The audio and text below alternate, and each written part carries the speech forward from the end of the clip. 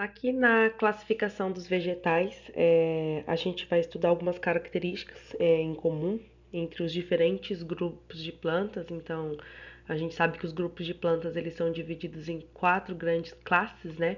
Que seriam as briófitas, pteridófitas, angiospermas, gimnospermas, não necessariamente nessa ordem.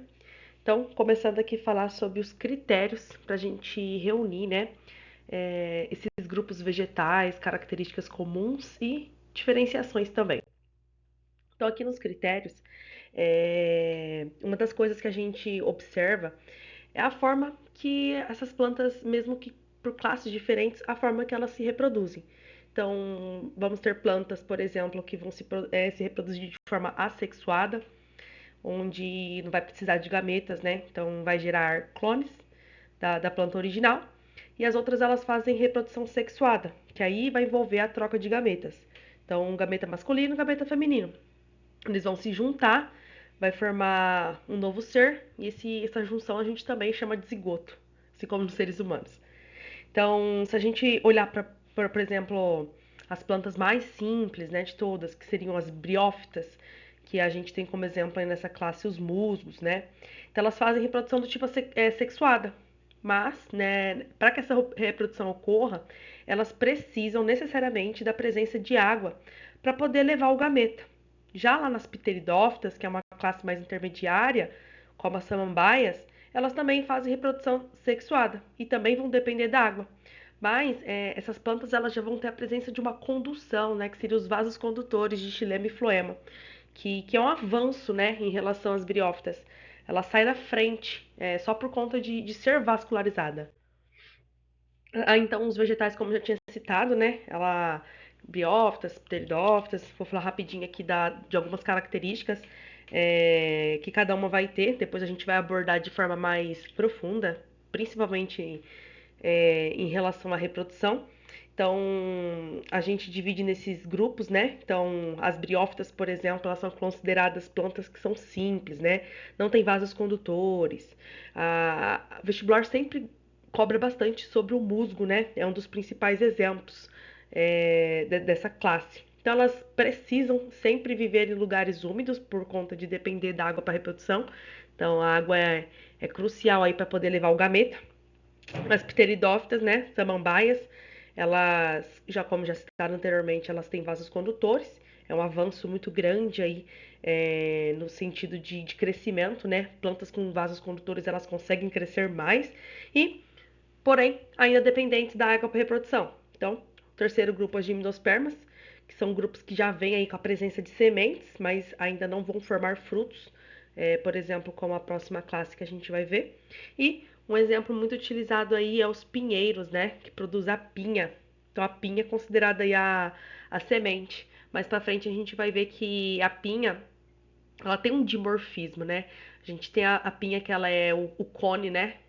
Feminino e o cone masculino. A gente chama as gimnospermas também de coníferas, por conta dessa semente mesmo que ela produz. E o último grupo, né? As angiospermas.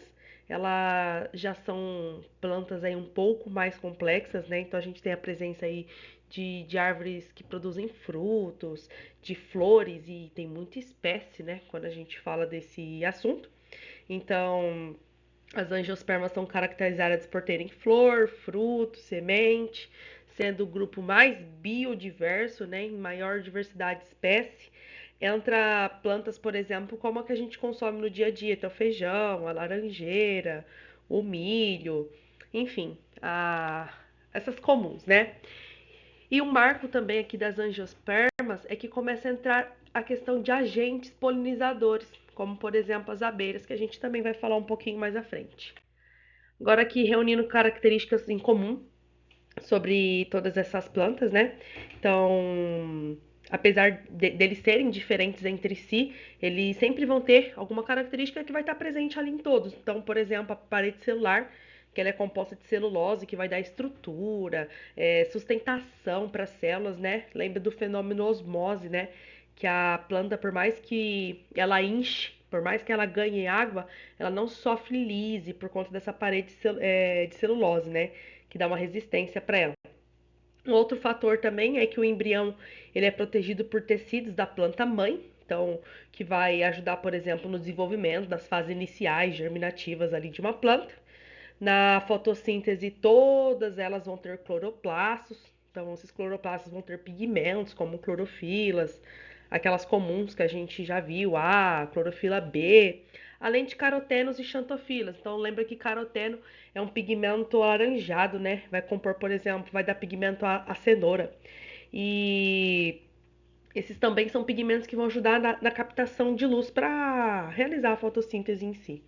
Também eles vão ter uma reserva energética, no caso é o amido, né? Que eles vão acumulando nas células e é fonte de nutriente para quando a célula precisar. E todas elas vão apresentar alternância de gerações, que vocês vão ver bastante essa palavra aí, chamada de metagênese. Então, ela vai ter um ciclo de vida onde ela vai ter uma fase haploide, que a gente chama de N, e uma fase diploide, que a gente chama de 2N, né? Então, a meiose, ela ocorre, né, para reduzir o número de gametas, assim como a mesma lógica que a gente segue para os seres humanos. E a meiose ela acontece de forma espórica. O que seria essa forma? Produz esporos, né, diretamente. Então, os esporos que vão ser a célula germinativa, por exemplo, das plantas. Aqui, quando a gente fala da questão de vascularização, é olhar, né, se plantas elas possuem ou não vasos. Lembra que eu tinha citado já a presença de vasos condutores, ele tem grande influência com o tamanho que uma planta vai ter. Então, as briófitas, que elas são as avasculares, né, elas têm pequeno porte, elas são bem pequenas. Agora, a partir do momento que as plantas elas desenvolveram vasos condutores, elas passaram a ser mais complexas, maiores, né? Então, do grupo que a gente vai ver, de todos os grupos que a gente vai ver, as briófitas elas são as únicas que não vão ter vasos condutores. As plantas vasculares, né, que também são chamadas de traqueófitas. Então, com presença de vasos condutores, xilema e floema, então que transportam seiva bruta e seiva elaborada. Então, as pteridófitas, as gimnospermas, as geospermas, elas possuem esses vasos. Eles permitem que essas plantas elas cresçam mais, vivam em ambientes mais variados, faça transporte interno, né, que é muito mais eficiente, para assim dizer. Presença de sementes é uma forma também de classificar os vegetais, né? Então, aqui, aquelas plantas que elas vão ter semente, elas são as gimnospermas, as angiospermas, que a gente chama elas de espermatófitas, né? Que o nome vem já justamente de esperma, que significa semente. E as briófitas e pteridófitas, elas não vão possuir sementes. Então, elas se reproduzem, né, pelos esporos, que são essas bolinhas marronzinhas que vocês estão vendo sendo liberadas, né, no ambiente. Então, é uma forma mais simples de reprodução, para assim dizer. Então, se ela tem semente, ela é considerada espermatófita. Se ela não tem, ela usa esporo para poder se reproduzir. Então, as plantas elas acabam se virando dessa forma, né? Presença de flores e frutos, também outra forma de classificar, né? O grupo que vai se destacar aí, principalmente e unicamente, é as angiospermas, né? Então, são as únicas que vão produzir flores e frutos verdadeiros, que é o grupo mais moderno, para assim dizer. Então, é a classificação mais recente do reino Plantae. E no caso, as gimnospermas, elas não têm flores, que elas são chamadas de verdadeiras. Então, em vez disso, elas produzem os estróbilos. Então, os estróbilos seriam, por exemplo, essas estruturas aqui, ó. Lembra que eu tinha comentado que os estróbilos, eles se diferenciam de forma bem... Deixa eu colocar um laserzinho aqui, bem visual do estróbilo feminino pro masculino, né? Então, esses estróbilos estruturas que são parecidas com essas pinhas, né? Que são parecidas com pinhas. E dali, desses estróbilos, que vão sair, por exemplo, a semente, mas ainda sem ser considerado um fruto, né? Então, só um dispersor, para assim dizer. Então, flor e fruto só nas angiospermas. Gimnospermas, eles têm semente, mas ela não é tão sofisticada, para assim dizer. Não é tão evoluída. Aqui de ciclos reprodutivos, né? Classificado com base em quando que a meiose vai acontecer, né, na parte da reprodução, né? Então a meiose é aquela divisão celular que vai transformar células diploide, lembra 2N? Em 4 células haploide, N. Então, dependendo do momento que isso acontece, por exemplo, do momento que ela é diploide, do momento que ela é haploide, a gente vai classificar as plantas. Então, elas são classificadas em 3 tipos, que é a meiose inicial, a meiose intermediária e a meiose final. A meiose inicial é chamada de zigótica, então ela acontece logo depois que ocorre a formação do zigoto. Então, aqui na imagem, né, a fecundação ocorre, o zigoto 2N vai reduzir o número, né, de cromossomos, lembra disso, vira nos esporos, que vai sofrer mitose, se diferenciar no organismo adulto, por mitose formar gametas e envolver esse ciclo. A intermediária, também chamada de espórica, ela é o tipo que acontece nos vegetais que são terrestres, então é aquela meiose que vai formar esporos. Então, por esse tipo de ciclo também ele é chamado de alternância de geração, metagênese, igual eu tinha citado para vocês. Então, ele tem uma fase N, outra fase 2N, né? Então, uma fase haploide, que é o gametófito, e uma fase diploide, que é o esporófito, né? Então, aqui a gente tem o gametófito, ó, um organismo N, mais simples, e aqui a gente tem o esporófito, 2N. Então, o esporófito produz esporos, se diferencia por mitose, vai produzir o gametófito, que vai se dividir, vai se especializar em gametas novamente, né? E reiniciar o ciclo. E a meiose final, que é chamada de gamética, então ela acontece só na formação dos gametas, e é o tipo que a gente vê, por exemplo, em animais, em algas, enfim. Então, nos vegetais, que acontece mesmo, é a meiose espórica, que permite a alternância de geração. Então, uma fase haploide e outra fase diploide. Agora aqui, falando um pouquinho sobre seres aplobiontes, também chamados de aplônticos, né? Que são aqueles que vão ter o ciclo de vida com a meiose inicial. Então, a meiose ela acontece logo depois da formação do zigoto. Então, esse tipo de ciclo é bem comum em alguns tipos de algas, né? A maioria das algas. E nessas espécies, o corpo da alga ela é haploide, é um organismo N. Então, quer dizer que quase todo o ciclo é vivido com apenas um conjunto de cromossomo. Então, essa alga haploide ela vai produzir gametas, também haploides, e quando os dois gametas eles se unem, eles vão formar o zigoto, que é a única célula que é diploide durante todo esse ciclo. Mas aí vem, por exemplo, um detalhe que eu quero falar para vocês, mas rapidinho, só pra gente conferir aqui, né? Então, ó, o zigoto é a única célula que vai ser 2Ns, o resto tudo N. Então, um detalhe que eu queria falar, esse zigoto ele não vai virar uma nova planta, tá? Quando ele vai se dividir. Então, ele vai sofrer meiose logo depois, logo de cara, durante a germinação. Então, essa meiose ela vai gerar células haploide, que depois ela vai passar por mitose e vai formar novas algas haploide. Então, essa fase diploide é praticamente inexistente, é só ali no zigoto mesmo.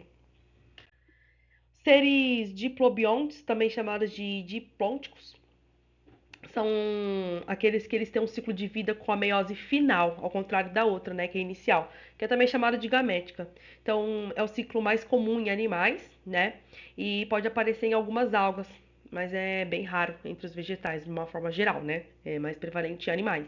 Então, esses organismos, o corpo ele é diploide, é 2Ns, já nasce e vive com os dois conjuntos de cromossomo, e a meiose só vai acontecer para formar gametas, que são haploides, que é o que acontece na gente, né, gente? E na forma que a gente forma gametas, quando esses gametas se encontram, eles vão formar um zigoto diploide. Esse zigoto ele vai passar por muitas mitoses sucessivas até formar uma nova alga diploide, por exemplo. Ou seja, nesse ciclo, o organismo que a gente vê, por exemplo, o corpo da alga, ele já é diploide, que é diferente do aplôntico, né? Que é quase todo haploide o ciclo inteiro. E agora sobre seres aplodiplobiontes, que ele tem um ciclo de vida com meiose intermediária, também conhecido como meiose espórica. Então, é um ciclo que é típico de vegetal. Ele também aparece, por exemplo, em algas, briófitas, pteridófitos, gimnospermas e angiospermas com mais efetividade. O grande destaque desse ciclo é a alternância de gerações, que é a metagênese, já falei disso com vocês. Então, o organismo ele tem aquelas duas fases multicelulares bem definidas, diploide e haploide, onde o diploide a gente vai nomear de esporófito que ele é 2N, produz esporos haploides, né, por meiose, que é um tipo de reprodução assexuada que os vegetais eles fazem. E esses esporos eles germinam e vão dar origem ao gametófito, que é a fase haploide. Esse gametófito ele produz gametas por mitose e vai se reproduzir, vai formar, né, células de forma sexuada, tipo de produção sexuada. Quando esses gametas eles se unem para formar o zigoto, diploide no caso, ele desenvolve um novo esporófito. Aí o ciclo ele recomeça. Então é basicamente o que está resumido aqui, né? Por exemplo, a meiose, esporos haploides, o organismo mesmo adulto, ele é haploide, vai formar gametas haploides. Depois da fecundação vai ser diploide, né? Para quase finalizar, vou só falar mais um pouquinho sobre a evolução e um pouquinho mais sobre as gimnospermas e angiospermas, que eu não falei ainda, foquei um pouquinho nas pteridófitas e nas briófitas, mas aqui focando na evolução. Então, quando a gente olha para a evolução do ciclo reprodutivo das plantas, a gente percebe uma mudança muito importante, né? Que é quem que vai dominar o ciclo reprodutivo? Qual fase vai ser dominante? Esporófito, gametófito? Então, geralmente os vestibulares eles focam nisso, né? Nas briófitas, que é os musgos, né, que são seres mais simples, o que vai denominar, guarda isso, é o gametófito, que é a fase mais desenvolvida, mais duradoura, mais visível. O esporófito, ele é reduzido nas briófitas, então ele vive pouco tempo, ele depende diretamente do gametófito para sobreviver, e é como se ele fosse carregado pelo gametófito, né? Então, briófita, fase dominante, gametófito, guarda isso. As pteridófitas, como as samambaias, já tinha citado, o esporófito passa a ser o mais desenvolvido, o mais complexo e o mais dominante. Então, é aquela planta grande que a gente vê, por exemplo, tipo as folhagens da samambaia, para assim dizer. Então, o desenvolvido, o complexo dominante aí seria o esporófito. O gametófito ele ainda é existente, mas ele é pouco desenvolvido, ele é pequeno, né? Então ele vive por um tempo determinado. Esse tempo geralmente é curto, então ele tem um papelzinho mais discreto na reprodução das pteridófitas. Um detalhe interessante é que nas pteridófitas, tanto o esporófito quanto o gametófito são verde, e os dois fazem fotossíntese. Então, eles são independentes um do outro para ocorrer, mesmo que o gametófito seja bem menor, para assim dizer, o esporófito dominante nas pteridófitas. Beleza? Para finalizar aqui, nossa aula sobre a caracterização mais geral, né? Agora sobre as gimnospermas e as angiospermas. A evolução do ciclo ela avança ainda mais, né? Conforme tudo que a gente já viu. Então, o esporófito ele é totalmente dominante. Então, é ele que vai formar a planta que a gente vê, por exemplo. Então, geralmente é grande, é complexo, é completamente independente, não precisa do outro. Então, por exemplo, faz fotossíntese sozinho, enfim. O gametófito ficou bem reduzido aqui quando a gente entra nas gimnospermas e as angiospermas. Então, ele vive dentro das estruturas reprodutoras. Então, por exemplo, como o grão de pólen, que é considerada a parte masculina, e o saco embrionário, que é a parte feminina. Ou seja, o microscópico, poros, né? Os poros, eles são estruturas microscópicas, eles vão depender totalmente do esporófito para sobreviver. Então, é como se fosse uma bolsa ali com estruturas microscópicas que a gente armazena o pólen, para assim dizer, né? Então, um destaque é que nas gimnospermas, nas angiospermas não tem necessidade mais de água líquida para o gameta poder se locomover, para o gameta poder fecundar. Então, da forma que acontecia nas briófitas e nas pteridófitas. Então, a fecundação ela ocorre de forma interna, né? Fecundação interna.